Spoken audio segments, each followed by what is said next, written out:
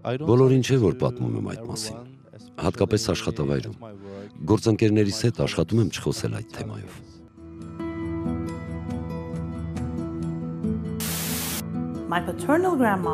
Հայրական տատիկս Թբիլիսիից էր, հայրական պապիկս Մակեդոնիայից։ Չգիտեմ, արդյունքում ես թուրք եմ։ Կորսրածը վերականգնելը անհնարին է, բայց կառուցելը նորը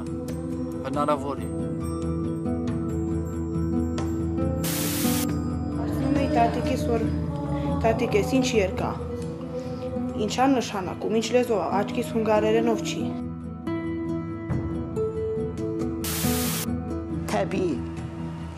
Ոչ ոք չի ցանկանում ապրել որպես աքսորյալ, հայրենիքի կարոտը սրտում։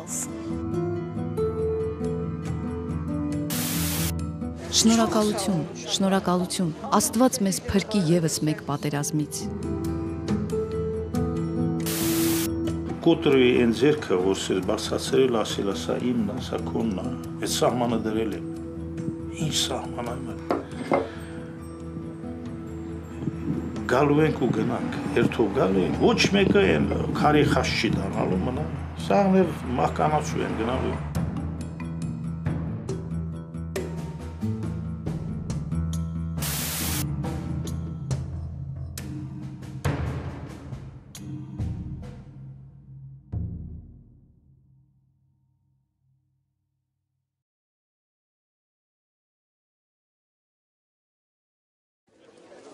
Անիի մայր տաճարում, որ թուրքերն անվանում են Ֆեթիեի մզկիթ, ուրբաթօրյա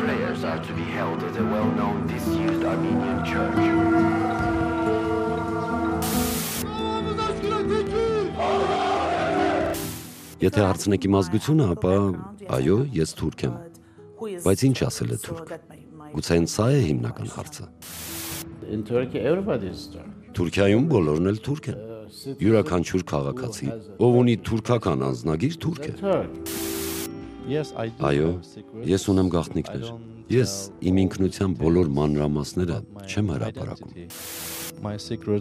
Իմ գաղտնիքը իմ ով լինելն է։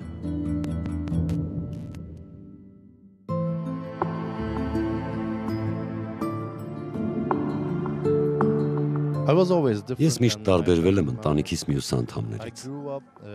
Մեծացել եմ փոքր քաղաքում։ Եվ երբ ավարտեցի համալսարանը, որոշեցի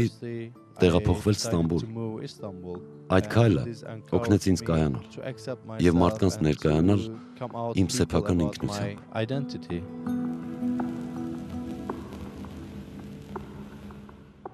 Ես դեռ հիշում եմ այդ գիշերը։ Շատ տարիներ առաջ։ Հորեղբայրս բոլորից կանչեց իր տուն ու խոսեց մեզ հետ։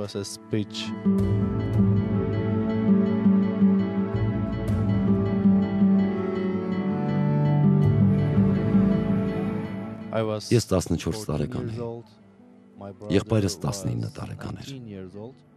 Երբ հորեղբայրս ամեն ինչ բացատրեց, սենյակում քար լռություն տիրեց։ Եղբորս տարեկիցների մի փոքր ավելի մեծերի համար դժվար էր ընդունել ճշմարտությունը։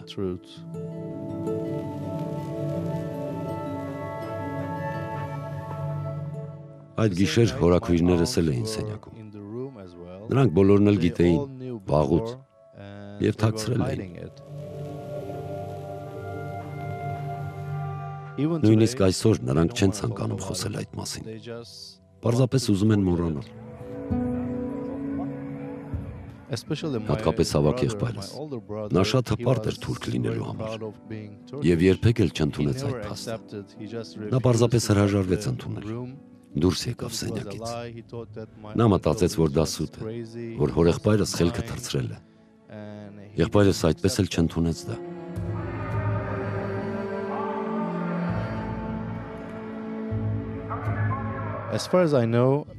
Որքան գիտեմ, նա հայրենասիրության հետ կապված քաղաքական հայացքներ ուներ։ Նրա մոտ դրանք սևեռուն գաղափարներ դարձան, և նա ձգտում էր ավելի մոլի մահմեդական լինել։ Ցանկանում էր ավելի ամրապնդել իր թուրք ինքնությունը, ուզում էր փոխել իր կյանքը։ Նա փորձեց բանակ զորակոչվել, երբեմն գնում էր զորամաս Զինվորներին ասելու, որ սիրում է իր երկիրը եւ պատրաստ է զոհվել հանուն իր երկրի։ Դժբախտաբար նրան ուղարկեցին հոգեբուժարան, բուժվելու։ Ուղեղի խանգարում էր ստացել, մայրս է հոգում նրա մասին։ Բոլորին չէ, որ պատմում եմ այս ամենը, հատկապես աշխատավայրում, գործընկերներիս հետ աշխատում եմ չխոսել այս թեմայով։ Ես կարծում եմ, նրանք պատրաստ չեն լսել, որ ես հայ եմ։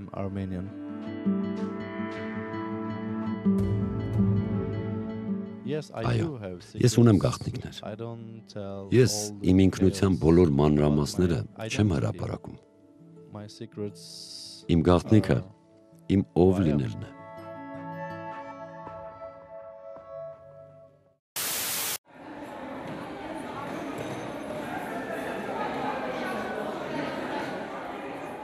Հրանտ Դինքի անվան հիմնադրամը ստեղծվել է 2007 թվականին ամռանը, Հրանտ Դինքի սպանությունից 6 ամիս անց։ Դրա ստեղծման օրից ես հիմնադրամում կամավոր եմ եղել։ Հիմա Հրանտ Դինքի անվան մրցանակը շնորհող հանձնաժողովի անդամ եմ, որը իրականում կազմակերպում է բոլոր միջոցառումները։ Օգնում եմ հիմնադրամին նաև առօրյա աշխատանքում։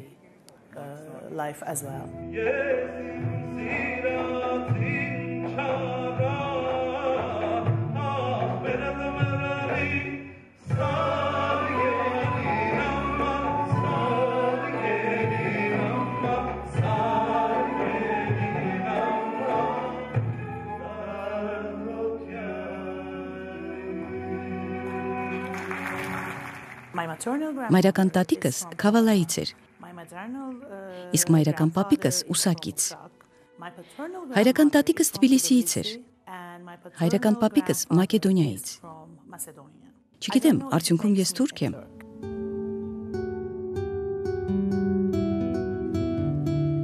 Առաջին անգամ, երբ լսեցի հայերի մասին, 7 թե 8 տարեկան էի։ Կարծեմ այն ժամանակվա դասագրքերն ասում էին, որ հայերն այն ավազակախմբերի անդամներն էին, որոնք օգնում էին ռուսներին 1915 թվականին։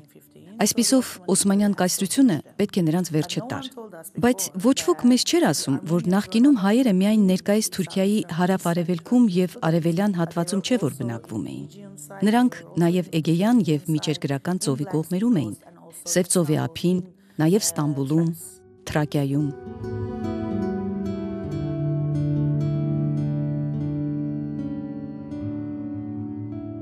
Ճիշտ է, իրողությունը փոխվում է։ Հիմա մենք այլևս այն չենք, ինչ էինք 1990-ականներին, բայց այն օրերին, երբ մենք կարծում էինք, թե իրավիճակը փոխվում է, նրանք սպանեցին Հրանտ Դինքին։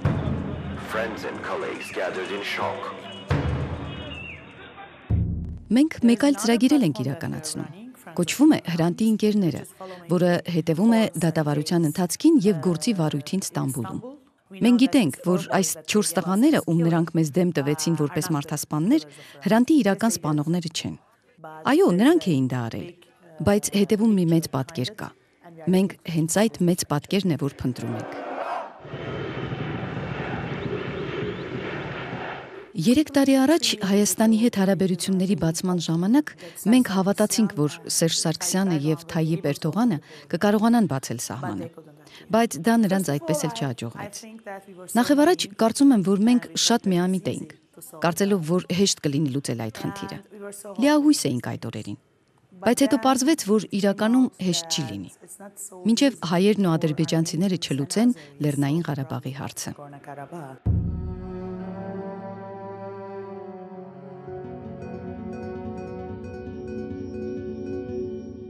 Թուրքիան իր հայկական ժառանգությունը խաղաղությամբ ընդունելու պատճառ ունի։ Եվ պատճառն այն է, որ իրականում այդ ժառանգությունը այս տարածքների իրականության մի մասն է։ Երբ նայում ես Անատոլիայի ամեն քաղաքի, ամեն գյուղի, տեսնում ես այդ ժառանգությունը։ Ոչ թե Թուրքիայի ժողովուրդը, այլև Թուրքիան պետական մակարդակով պետք է տեսնի եւ ընդունի այդ ժառանգությունը։ Ես ինչ-որ ռոմանտիկ բանի մասին չէ, որ խոսում եմ, որովհետև իմ կարծիքով հայոց ցեղասպանությունը ինչ-որ ռոմանտիկ բան չէ, որ մենք կարողանանք խոսել դրա մասին 95 տարի անց եւ կարողանանք լալ ու ներողություն խնդրել։ Ոչ, ամեն ինչ այդ աստիճան դյուրին չէ։ Նախ եւ առաջ միայն խաղաղություն չէ, որ Թուրքիան պետք է հաստատի իր հայկական ժառանգության հետ։ Թուրքիան պետք է նաեւ խաղաղություն հաստատի Հայաստանի Հանրապետության հետ, հայկական պետության ժողովրդի եւ, որ ամենակարևորն է, համայն աշխարհի Սփյուռքի հետ։ Որովհետեւ ինձ համար Սփյուռքը հավասարազոր է հայոց ցեղասպանությանը։ Սփյուռքի գոյության պատճառը հայոց ցեղասպանությունն է։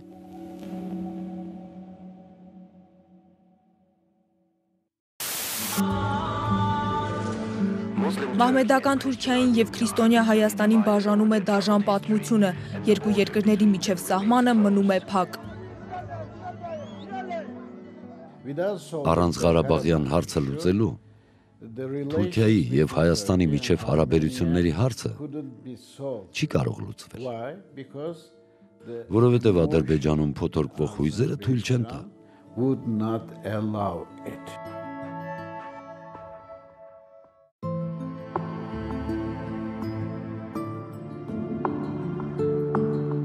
Մարդիկ հավատում են, որ հայերը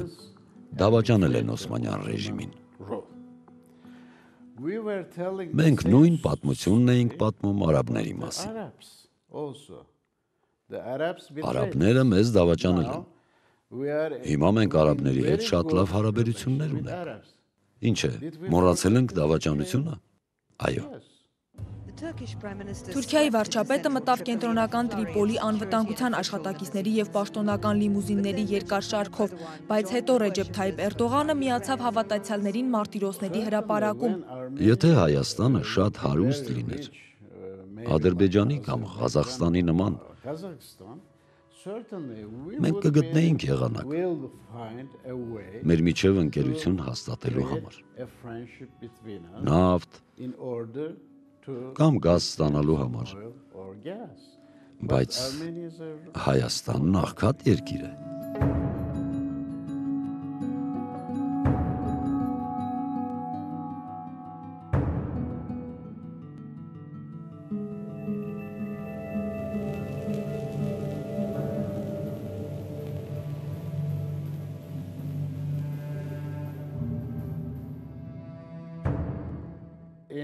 Հազար 945 թվականին խորհրդային բանակը ներխուժեց Մանջուրիա։ Իմ ծնողները ձերբակալվեցին եւ դատապարտվեցին 10 տարվա ազատազրկման, աշխատանքային ճամբարում եւ 6 տարվա աքսորի, Սիբիր։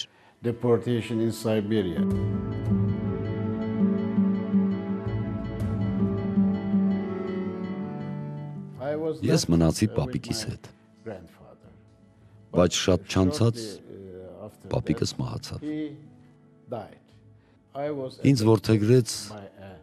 թաթարների մի ընտանիք եւ մի հրեա վաճառական ինձ գնացքով բերեց Թուրքիա։ Բարեբախտաբար, եթե նա ինձ բերած չլիներ իմ նոր ծնողների մոտ, գուցե ինձ տանեին խորհրդային միություն եւ ես դառնայի ռուս հայրենասեր, ով իմանա։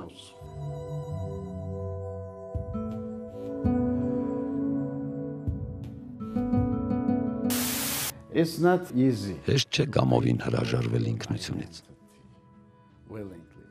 Կարող ես անտեսել այն, բայց ներքուստ չես կարողանում։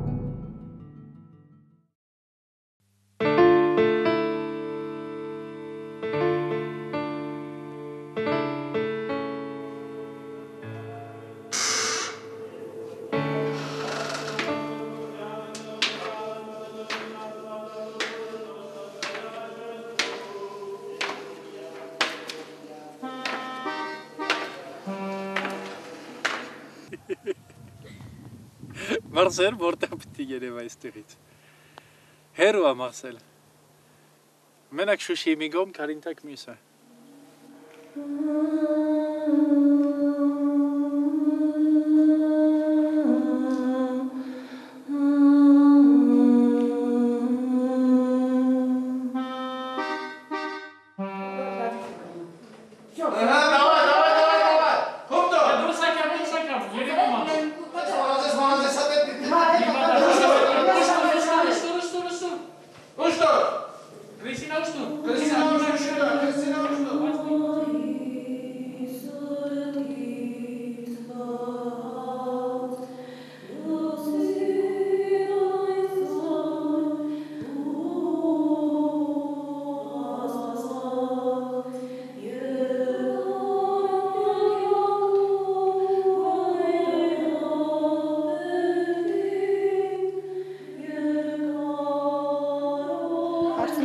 տատիկիս որ տատիկ ես ինչ երկա։ Ինչա նշանակում, ինչ լեզվով է, աչքիս հունգարերենով չի։ Ասում եմ, չէ, սա հունգարերենով չի, սա հայերենով է, հա, եւ ինչա նշանակում։ Ես չգիտեմ, աղջիկան, ես չգիտեմ, որովհետեւ ես չեմ հասկանում, չեմ սովորել այս լեզուն։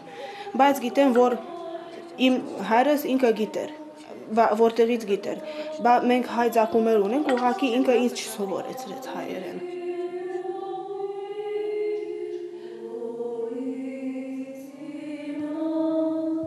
Ես բանը մեծացել եմ Տրանսիլվանիայում, որտեղ որ հայ համայնքը 300 մոտավորապես 350 տարվանից որ զարգացան, հետո պատմության ընթացքում ծուրվեցին հունգարացիների մեջ։ Իմ հայցակումը գալիս է մոր կողմից, հատկապես մոր կողմից, տատիկի կողմից։ Մեր ընտանիքը խիտարյան կոնգրեգացիայի ավանդույթ ունի։ Տատիկոս օրինակ հիմա որ իրան հարցնեն, չի ասի ես հայ եմ, ինքը կասի ես հունգարացի եմ իրա հայ ձակումով։ Հիշում է օրինակ իրա մոր, իրա տատիկի հարիսան եւ այսպես, բայց զգացմունքային կապվածություն չունի։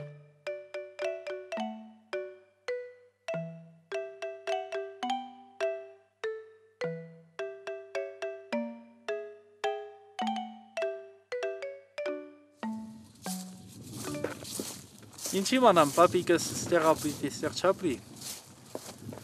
Ինքը միշտ խոսում էր իր հայկական գյուղի, իր հայկական գործարանների, իր հայկական կորսվածների մասին։ Ու կարծեմ իր ամբողջ կյանքի ժամանակ, որ մի անգամ Ղարաբաղի բառը չի ասել, որտեվ այն ժամանակ Ղարաբաղի հարցը չկար։ Ու իր մենակ հարցը իմ պապիկի եղել է իր ծննդավայրի հարցը, որ գտնվում էր Բորսոյի մոտ, այսօրվա Իստանբուլ, իր երազանք կարծեմ այս գյուղի վրա էլ ոչ այս Ղարաբաղը։ Գնամ տեսնեմ բուրսա ինչ անիմ։ Գնամ տեսնեմ ափսոսեմ ու մտածեմ վայ իմ պապիկինն է իլալ, ում է պետք։ Պապիկս ինքը ցեղասպանությունից թողել է մի երկիր, ես գիտակցաբար վերածարցել է մի ուրիշ երկիր։ Կորսրածը վերականգնելը անհնարին է, բայց կառուցելը նորը հնարավոր է։ Շուշի ապրում եմ, ստեղ Կարինտակի տեսարանը ունեմ, Սարերի վրա տեսարանը ունեմ, Շուշի դաշտերը։ Իմ աշխարհը դա է ես, ինչի համար մտածեմ Մարսելի մասին, թե Մարսել ինչ է եղել, թե ինչ կարող է լինի այսօր։ Ես չեմ կարող համարեմ, որ ես որևէ խենթ բան, թե գիշ, թե հերոսական նույնիսկ թե ակարակ բարի մտքով անենք, ասենք Միքայել Կատարիսի, այլ Կատարիսի մի շատ էգոիստ քայլ է։ Այսինքն, եթե ես հայ եմ զգում ու ուզում եմ հայկական արժեքները պաշտպանեմ, որտեղ դա եմ գտնում որպես ճիշտ ու որպես արժեքավոր, ես գիտեմ, որ իմ խոհան տալիս եմ բոլոր պայմանները, որ դրա մեջ մեծանամ։ Բայց որ այս խոհան մեծացնեմ Ֆրանսիա,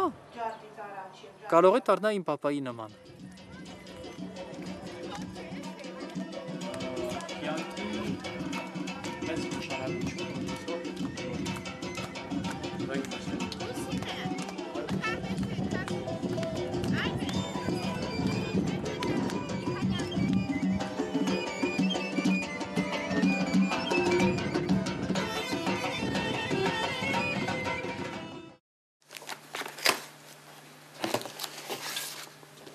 Այսպես ունենք Արմեն Շուշի, Սպյուրքը երազում է Շուշիի մասին, ես ապրում եմ այդ երազանքի մեջ։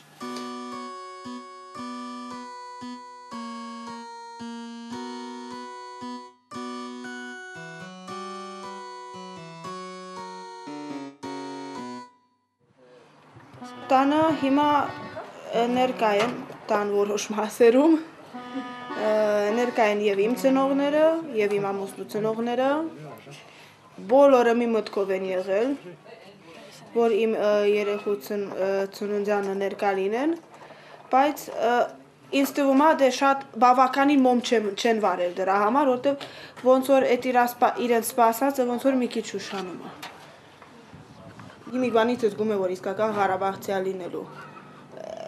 լավ է լաչարալինում, տակում աչ ու ձախ, վերև, ներքև, բայց ոնց որ վերջնական որոշումը թե վերջնական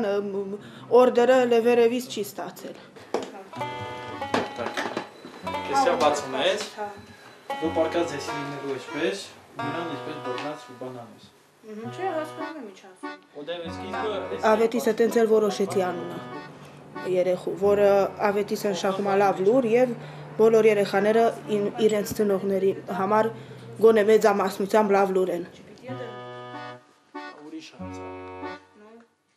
Բժիշկները ասեցին, որ առաջին պիտի տղա լինի, այսինքն ժառանգը շարունակում է, պատմություն շարունակում է։ Արմենջան գործեց հաջող է։ Ապրես։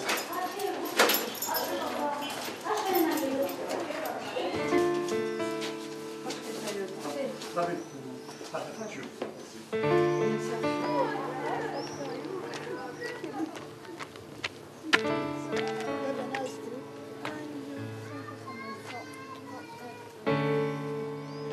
հայրը ինքը Եվրոպայի երեխա է։ Ես էլ եմ, բայց դրսևորված հայկական ռամկայի մեջ։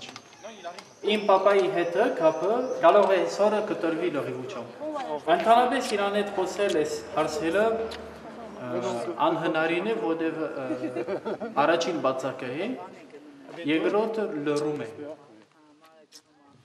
Երբ կկարողանանք խոսել։ Եթե կարողանաս Մարսել գալ։ Ես Մարսել չեմ գա։ Ասում եմ եթե։ Ասացի չեմ գա։ Մյուս կողմից ուրախ կլինեմ քեզ այստեղ տեսնել, եթե դու գաս։ Այդ ժամանակ էլ կարող է վերջապես խոսենք։ Լավ, հիմա դրա ժամանակը չէ։ Լավ, բարի ճանապարհ։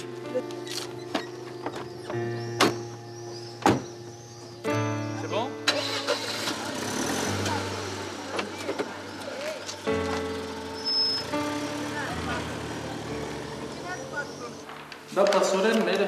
ընտանիքի թոմաձարն է, դա բերեցի Ֆրանսիայից, ուղղակիորեն, ես ընդհանրապես տեղ եմ, ես հորվա դուրիշան, եթե ես տողա չունեմ, Ռակոջան ազգանուն, Ռակոջան հազգը, որպես հայ ընտանիքը, կորչում է։ Մեր ընտանիքը բավականին մեծ սեփականություն ունեցել է, որ եղել ենք Թուրքիայում, զբաղվում էր մետաքսի գործերով եւ էր զեյթունի յուտ հարտադրելով 1915 թվականին որ ցեղասպանություն պատրաստվում էր Գրիգոր Այրապետես Թոմազարի ինքը տեղեկացված է եղել որոշակի պետական մարմինների կողմից որ մի ուժեղ օպերացիա պատրաստվում էր ու խորհուրդ է ստացել որ Հերանա գյուղից ու գա բնակվի Բորսո, Կոստանդնոպոլսում, կարծեմ եզակի ընտանիքի, հայ ընտանիքների մեջը ցեղասպանությունից ամբողջ ընտանիքը ողջ մնաց։ Սերունդի սերունդը պատմություն չկա փոխանցված, որտեղ որ հարցում ենք իմ պապայի ինչ էր ասում պապիկս ոչ մի բան չէր ասում։ Ինչ էր մտածում պապիկս ոչ մի բան չէր մտածում, թե ինչ մտածում էր խոսում էր հայերեն, որ պապաց չէր հասկանում։ Այսինքն այսպես իսկապես մի հատ կտրում եղել է, ոնց որ Ղուգաս ինքը գիտակցել է, որ ինքը հայ էր, բայց իր տղան ֆրանսիացի էր։ Ու Ղուգասը չի էր փորձել իր տղուն փոխանցել, որտեղ արդեն ինքը ընդունված էր պարտություն։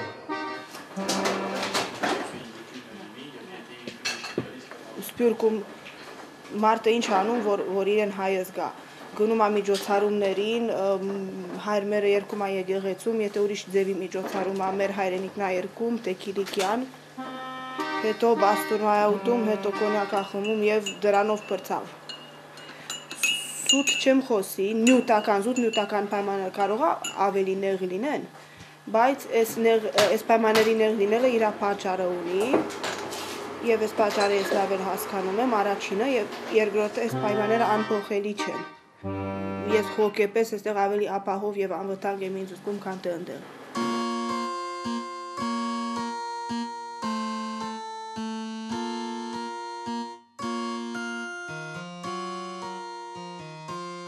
«1860 թվականին եղել է մի օքի, որ կոչվել է Գրիգոր, որ ունեցել է 6 տղա, մի հատ աղջիկ։ որ ունեցել են իրենց հերթին մի հայտ սերունդ։ Եվ այստեղ այս ներքևը տեսնում ենք 2011 թվականին հիմա 20 հոգի է բաղկացած։ Այսինքն 150 տարվա ընթացքում Ռակոջան ազգը կոպիտ ասած արտադրվեր է հայեր մի հոգից դուրս եկանք մի հոգի։ Իմանալով, որ մեր մեջ ոչ մեկը ցեղասպանության չի անցկացվել։ Հույս ունեմ, որ վերջո կարողանանք մի հատ ջուր սարքենք 150 տարի հետո նույն իմ տորնիկները եշին նայեն ասին, տեսնում եք, մի հատ է եղել։ Հիմա տակը ոչ էլ 20 ենք, այլ 50-ը։ Բայց բոլորս հայկական աշխարհում ապրած։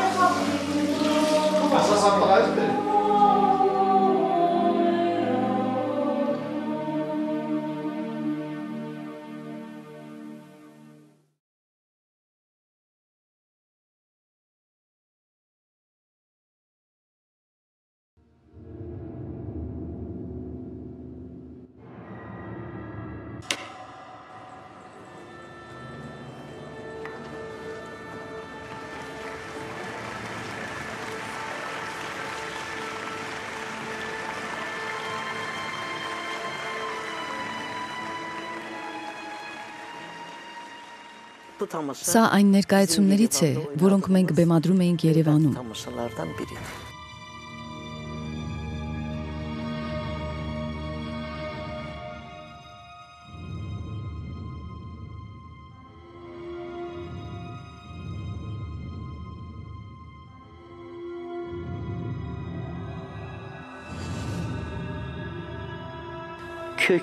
Ծագումով մենք Երևանից ենք։ Երևանն է մեր հարազատ քաղաքը։ Իմ պապերն ու պապերիս հայրերը բոլորն էլ ծնվել ու մեծացել են Երևանում։ Պապիկս այնտեղ սեփական հող ուներ։ Խորհրդային կարգերի հաստատումից հետո նրա հողերը բռնագրավվեցին եւ դրանց տեղում կաուչուկի գործարան կառուցվեց։ Երևան կինոթատրոնը կառուցվել է հենց այն հողակտորի վրա, որտեղ գտնվել է տատիկիս տունը։ Բայց հետագայում այդ ամենը ժխտվեց։ Ասես մենք ադրբեջանցիներս երբեք այդտեղ չէինք ապրել։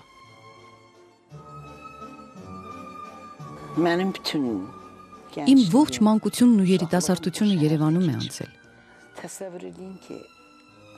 Չեք պատկերացնի, թե որքան եմ տխրում, երբ հիշում եմ այդ փողոցները, քաղաքը եւ այն տեղերը, ուր գնում էի։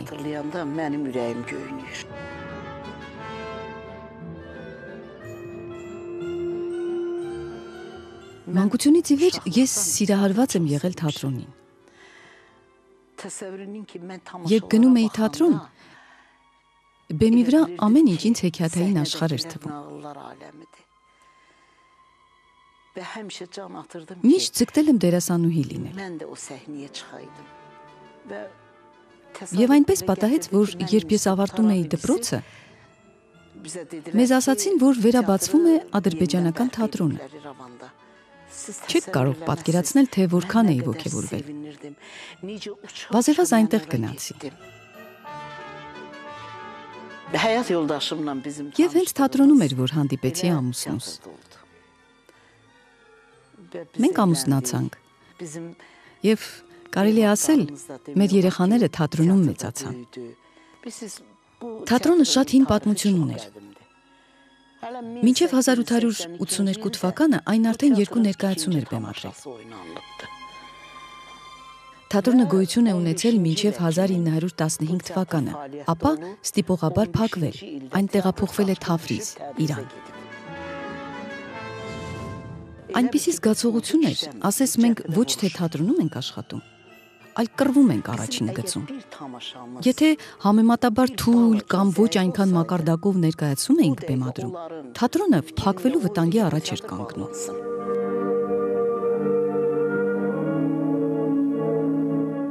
Իմ որդին հայ երեխաների հետ խաղում էր բակում։ Հանկարծ տեսա, թե ինչպես է նա լացելով բարձրանում աստիճանները։ Հարցրի նրան, թե ինչու է լալիս։ Տղաս ասաց, նրանք ինձ թուրք անվանեցին։ Ես ասացի, որ կարիք չկա լալու, եւ որ նա պետք է հպարտ լինի իր թուրք լինելու համար։ Բռնեցի նրա ձեռքից եւ տարա ներքև։ Հարևաններս իհարկե ասացին, որ պետք չէ անհանգստանալ։ Եղածը թյուրիմացություն է։ Նրանք ընդամենը երեխաներ են, նրանք չգիտեն, թե ինչ են խոսում, ասացին։ Ես էլ ասացի. Եթե դուք տանը այդ ձևի չխոսեք, երեխան դրսում այդ ձևի չի խոսի։ Yani ki siz evde danışmasanız uşaq çöldə o söhbəti eləməz. Bu hadisələr başlayanda երբ բախումները սկսվեցին, Մոսկվայից հանձնաժողով եկավ քննելու իրադրությունը։ Ստուգելու արդյոք մեզ ճնշում են, թե ոչ։ Մեզ խնդրեցին ներկայացում բեմադրել, որպեսզի կարողանային մեզ նկարահանել։ Ես անձամբ ասացի ոչ։ Ես չէի ցանկանում խաղալ եւ ձևացնել, թե ամեն ինչ լավ է։ Hələ bir tamaşa oynayaq, güya biz firavan yaşayırıq.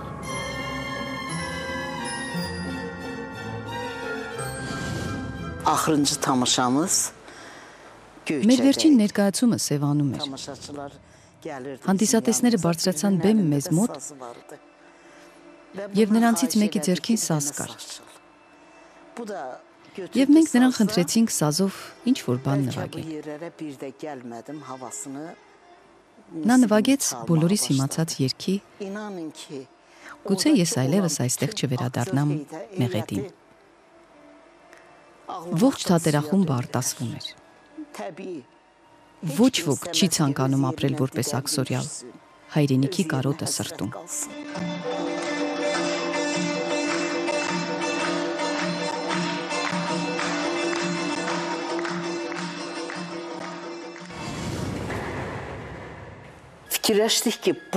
Մենք մտածեցինք, որ չի կարելի թույլ տալ, որ այդքան հին պատմություն ունեցող թատրոնը անհետանա։ Եվ ամեն ջան գործադրեցինք, որ մեր թատրոնը հավերժ ապրի։ Խնդրում եմ, ներեցեք։ Չկարողացա ինձ զսպել։ Սիրտս դուրս էր թռչում։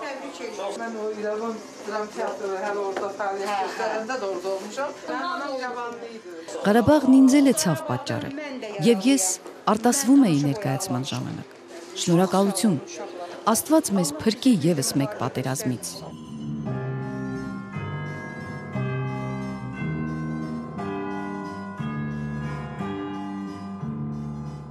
Հետո այստեղ մենք նորից հիմնեցինք թատրոնը,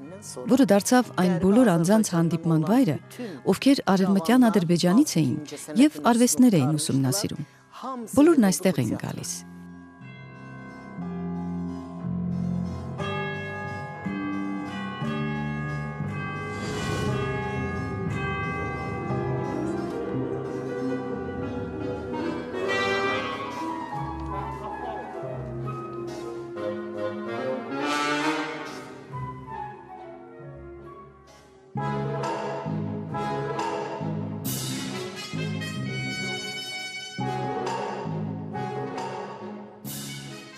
Դա էր մեր ճակատագիրը։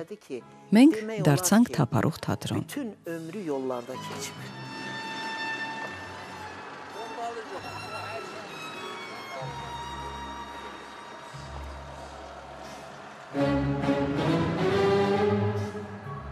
Միակ թատրոնն աշխարհում, որ կորցրել է իր տունը եւ դարձել փախստական։ Եվ մենք թատրոնի հետ կիսում ենք միևնույն ճակատագիրը։ Ճակատագիրը 3 անգամ փախստական դարձրեց թատրոնը։ Առաջինը 1915 թվականին, 1948-ին եւ 1988-ին։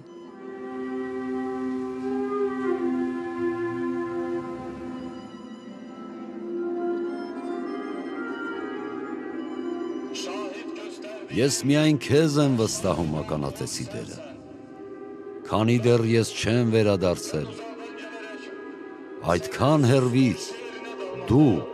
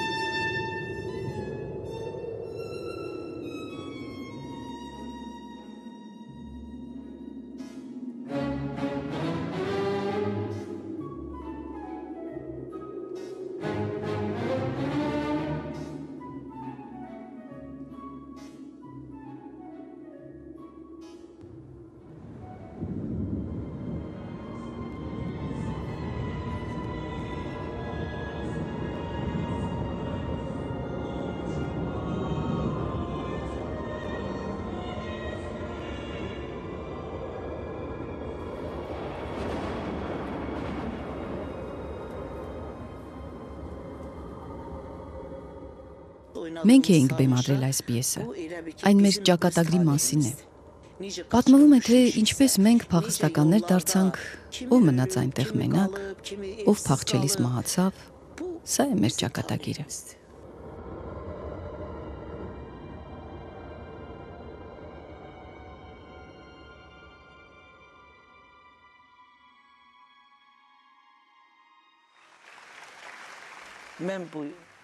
Երբեմն հետ եմ նայում եւ վերհիշում կյանքիս այդ փուլը։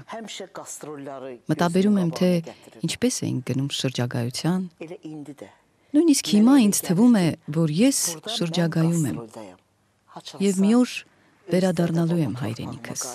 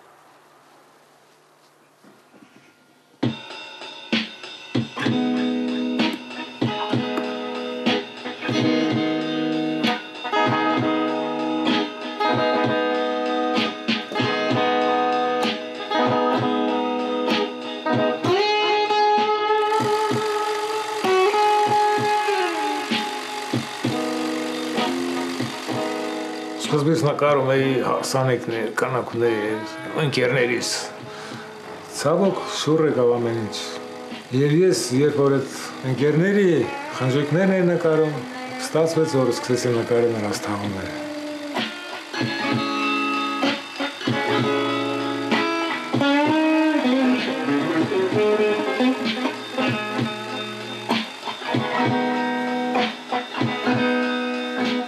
Երևս ուսանողական տարիներին բանին, շատ ուջուր ջութակ էի սարքել, նույնիսկ ես սպիրալները բանը սա փաթաթել, բանի ճիշտ է նոտա չէր պահում, հետո մորեխիկ էի սարքել, ֆրակը հագին, բան, ու ջութակը, ոնց որ դրա սիմվոլն է, մորեխից էր։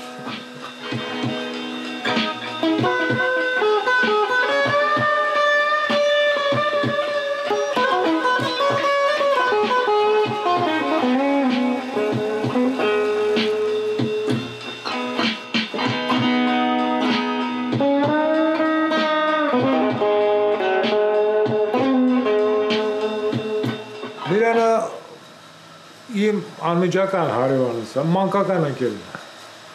Ես էլ մեր քաղաքի շնորհալների որոշեցի նկարել։ Նկարել եմ տարբեր տեղ, բրուդագործ նկարեցի, քանդակագործ ու մեկ քարագործ տղան վարպետներ։ Միրանին էլ եկա նկարեցի, Միրանի շախմատը շատ գեղեցիկ էր, արտակարգ սիրվում։ Այս շախմատը արժի $10,000։ Եթե թուրք առնի, կարող է մի քիչ էժան տամ, կուզենայի թուրքը առնել։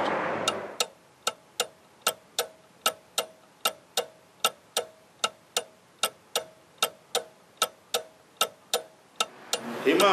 այս սահման, ուրեմն այս կողմը, հաշվում ենք որպես թուրքի կողմից է, այս կողմը հայ կողմից։ Սա այս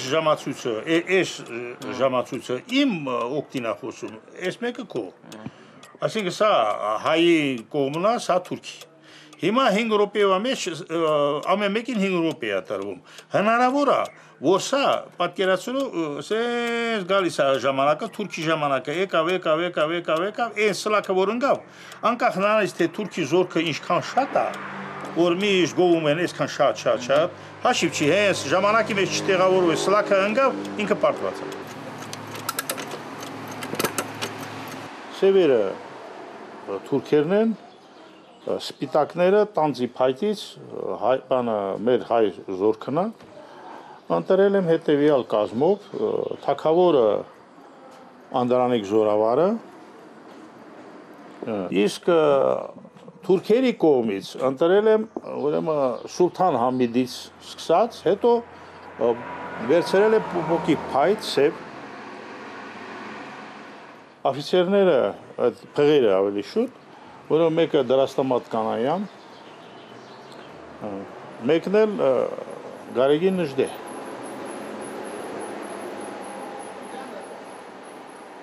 Ուրեմն աֆիցերներից թուրքին ընտրել եմ, ուրեմն անունն էլ չեմ նշել, Թայլատնա,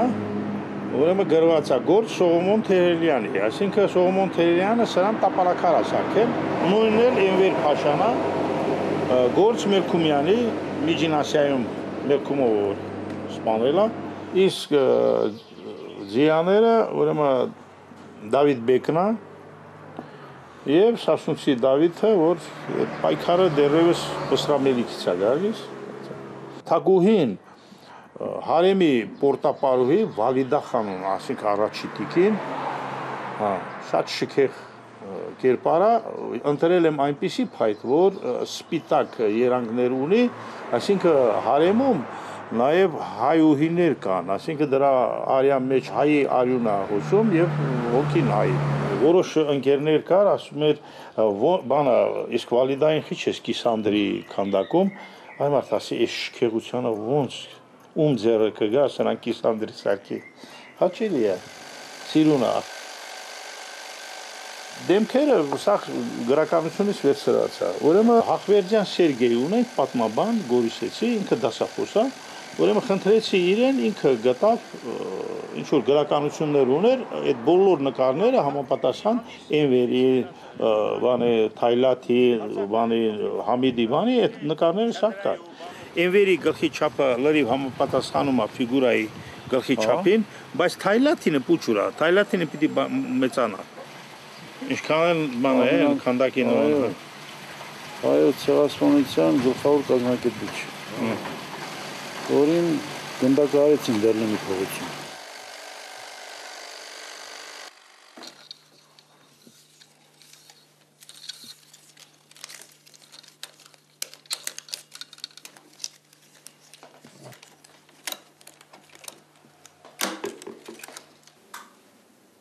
Ապրիլի 24-ն էր։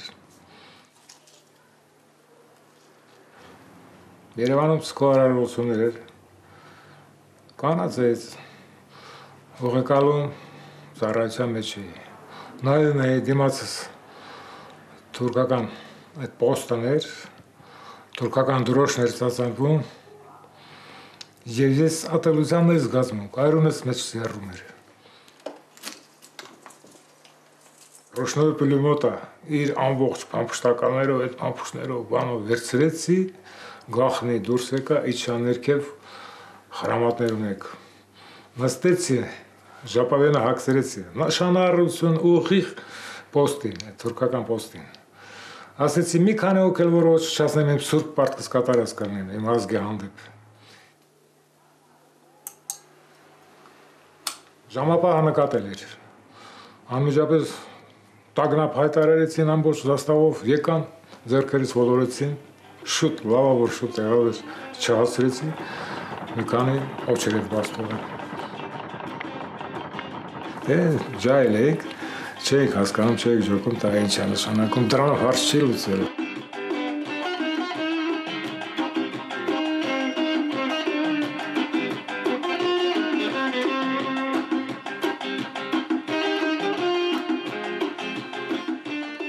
Երբեք չէի ուզի զենք սարքել։ Թող միշտ աշխարհում խաղաղություն լինի։ Զենքը ծառայահեղ ժամանակ է սարքում, որ արդեն այլ փրկություն չկա։ Ուրեմն հայտարարեցի, որ Կորնի ձորի վրա ադրբեջանցիները հարձակվել են։ Ամեն մարդ իր ֆանտազիայով ուրեմն ուզում էր զենք սարքել, ինչ գնով ուզում անի զենքն է, որ միայն պաշտպանի։ Այ հրացաներ, մոսին հրացան, ավտոմատեր, կոտ հրաց, մի բանը եւ այլն, այս շբերում են սարքում եք, ճամփու դնում մեր տղեկներին։ Ղափան տանող ճանապարհի այդ դիմացի սարից, այնտեղ էլի թուրքի գյուղ կար, այդտեղից էին գրադով կրակում Գորիսի վրա։ Այդ օրը 3 զոհ տվենք մեր թաղում։ Այս փողոցում համարյա այդ Գորիսում համարյա շենք չկա, որ գրադի ասկոլկա տեսած չլի։ Այդպիսի կառույց չկա, տենց։ Նույնիսկ անեկդոտ էին ասում, ասում բանը Սպանդարյանը այդ որտեղ է գտնում, ասում Լյուբոյ գրադ, նստում ես գնում տանում այնտեղ։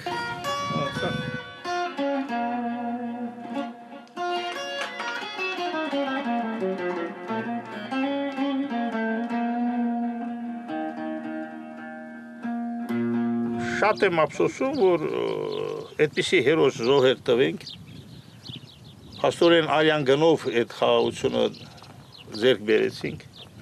Ժերտվալնում է, այդ շախմատի մեջ էլ է, երբեմն գիտեք ինչ, այնպիսի ֆիգուրաներ են ժերտվա տալիս, լավ կլի է ժերտվան չլինի, բայց որ գտնում ես, որ միակ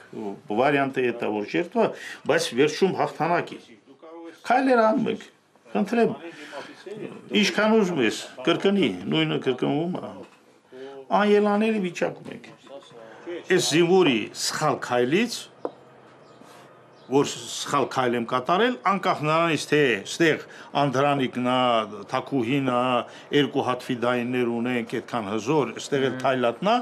բայց այս զինվորի սխալ քայլից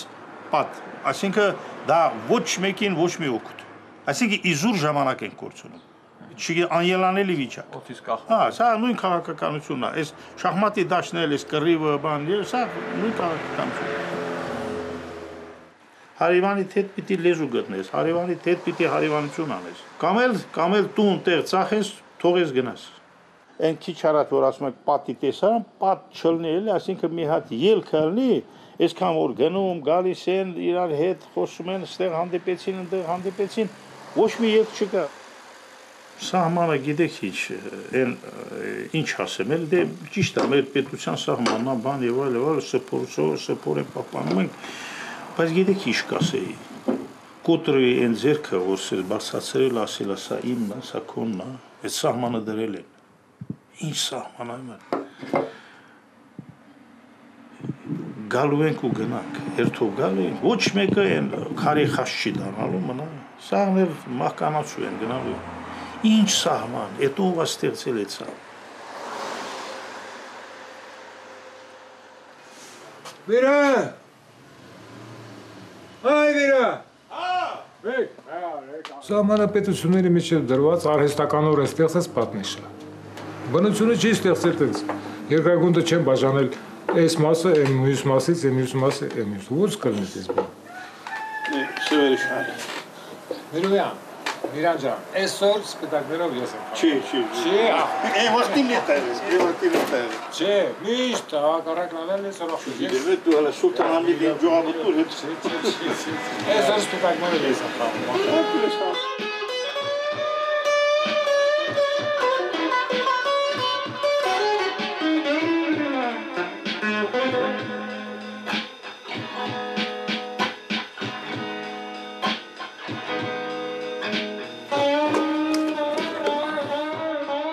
Ժապավենները մնում են, իմ մոտ են,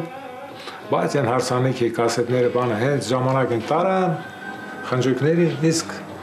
այդ թաղոնների ժապավենները բանը իմ մոտ են, ես եմ պահպանում եմ։ Պահելու եմ, միջև կյանքս վերջն կպահեն, ինչքան ես կենթանեմ։